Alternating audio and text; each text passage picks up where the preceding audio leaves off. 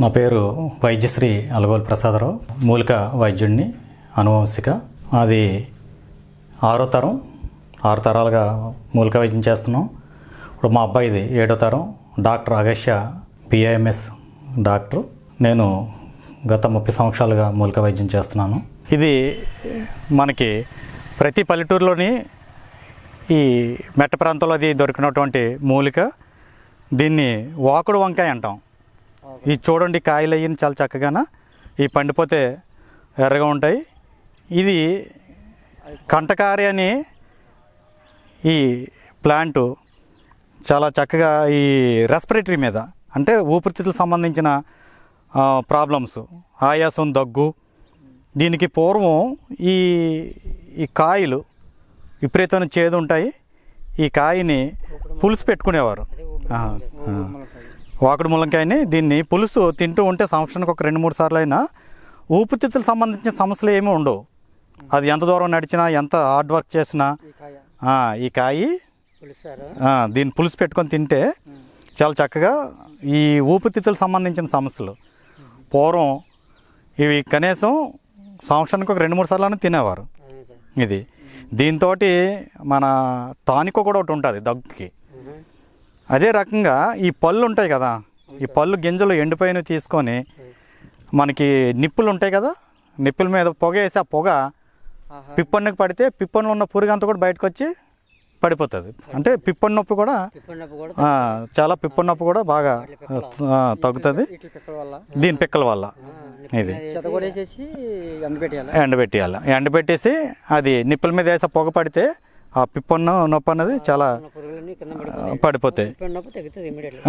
ఇప్పుడు ఇదంతా మొత్తం మనకి మొక్క అంతా కూడా కాల్చేసి దీని బూడిద ఉంటుంది కదా, కాల్చిన బూడిద, ఈ బూడిద ఒక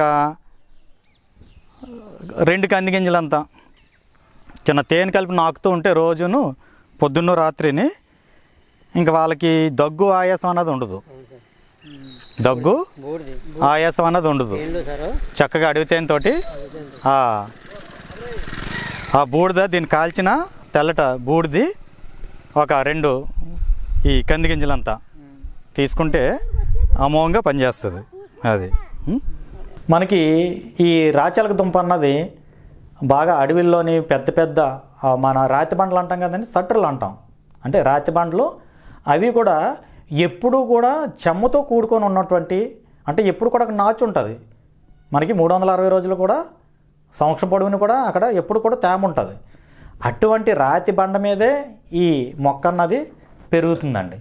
ఇందులో మేలు ఫిమేలు, ఆడ మగ అని 2 రకాలు ఉంటాయి దుంపలు. ఈ 2 రకాలు ఏంటి గుర్తించడం అంటే, ఇప్పుడు మనం ఈ ఫోటోలో చూసినట్టు ఈ 2 మనకి ఒక ఆకు చాలా పెద్దది వస్తుంది, పరస్తరాలు వీడియో, ఒకటేమో ఇలాగా కుదురుగా, అంటే ఒక 4 అంగుళాలు 5 అంగుళాలు వచ్చుద్ది, ఇంకొకటేమో అడుగున్నర ఉంటుంది ఆకు. 2 కలిసే ఉంటాయి దుంపలు. ఆ దుంపని మనం ఎలా టచ్ చేస్తే మన ఈ ముక్కమల క్లాత్ ఎట్లాగుంటుందో స్మూత్గా అట్లాగా ఉంటుంది అనమాట.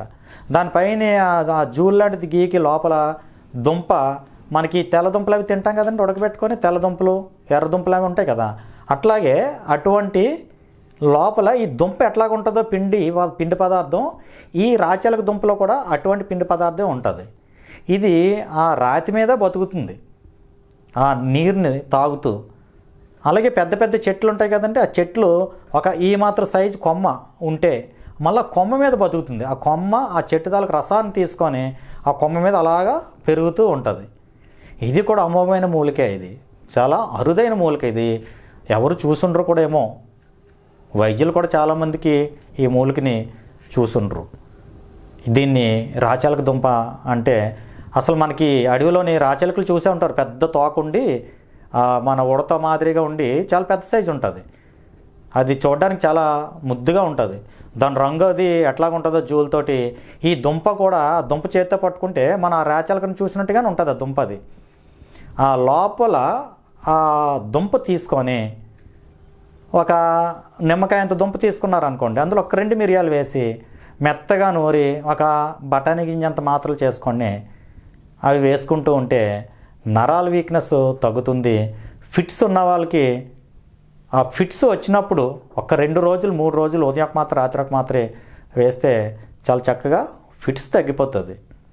ఎవరైనా ఈ రాచాలక దుంప అందుబాటులో ఉంటే ఈ వైద్యం చేసుకోండి. లేదు వైద్యులకి ఎవరన్నా అందుబాటులో ఉన్న ఈ తయారు చేసి పేషెంట్లకి వాడుకున్నట్లయితే ఈ నరాల వీక్నెస్, ఫిట్స్ కూడా చాలా చక్కగా తగ్గుతుంది. పూర్వం అందరూ ఆరోగ్యంగా ఉండేవారు, అంటే పుట్టిన పిల్లలతో సైతం. తర్వాత చాలా పెద్ద కుటుంబాలు ఉండేవి, ఒక 30 మంది 40 మంది అట్లాగా కుటుంబాలు.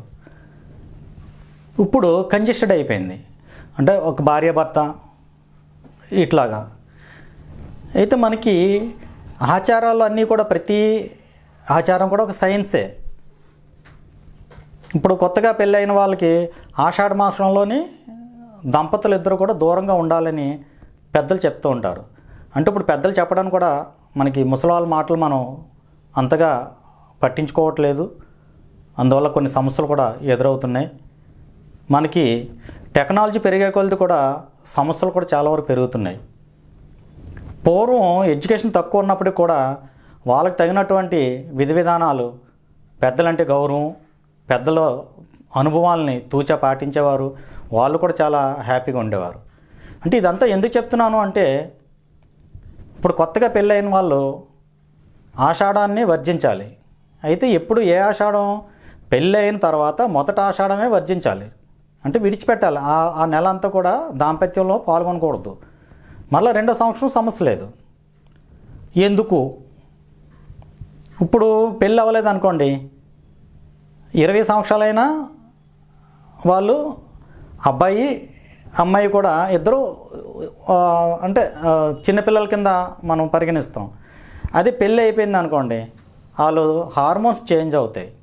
పెళ్ళైన 1 సంవత్సరం వరకు వాళ్ళు దాంపత్యం వల్ల హార్మోన్స్ చేంజ్ అవుతాయి. అందువల్ల అంటారు పెళ్ళి అయిన తర్వాత ఈ అమ్మాయి బాగుంది, పెళ్ళి అయ్యాక బాగుంది, లేదంటే ఈ అమ్మాయి పాడైంది, లేదంటే ఈ అబ్బాయి పెళ్లి ముందు బాగుండేవాడు, లేదా పాడయ్యాడు, ఇట్లాగనమాట. అంటే వాళ్ళిద్దరి తాలూకు శరీరతత్వం అర్థం చేసుకోవడానికి దాంపత్యంలోనే 1 సంవత్సరం పడుతుందన్నమాట, సంవత్సరం కాలం. ఈ పెళ్ళి అయిన తర్వాత సంవత్సరం తర్వాత ఎవరైతే దాంపత్యంలోని ప్రెగ్నెన్సీ కన్ఫర్మ్ అవుతుందో ఆ పుట్టి పిల్లలు చాలా ఆరోగ్యంగా ఉంటారు. అలాగని సంవత్సరం లోపు ప్రెగ్నెన్సీ అయిన వాళ్ళు కాస్త బలహీనంగా ఉంటారు, కానీ వాళ్ళు ఆరోగ్యంగానే ఉంటారు. అయితే మనకి శాస్త్రాలు ఏం చెప్తున్నాయి? పెళ్ళి అయిన తర్వాత ఖచ్చితంగా ఒక ముహూర్తం కూడా పెడుతూ ఉంటారు. మొదట రాత్రి అని పెడతారు, కానీ మొదట పగలని ఎక్కడా లేదు. ఎందుకు అంటే సూర్యుడు ఉదయించిన దగ్గర నుంచి అస్తమయం అయ్యే వరకు కూడా దాంపత్యంలో పాల్గొని ఉంటే, ఆ టైంలో కానీ ప్రెగ్నెన్సీ కన్ఫర్మ్ అయితే పుట్టి పిల్లలు చాలా క్రూరంగా పుడతారు.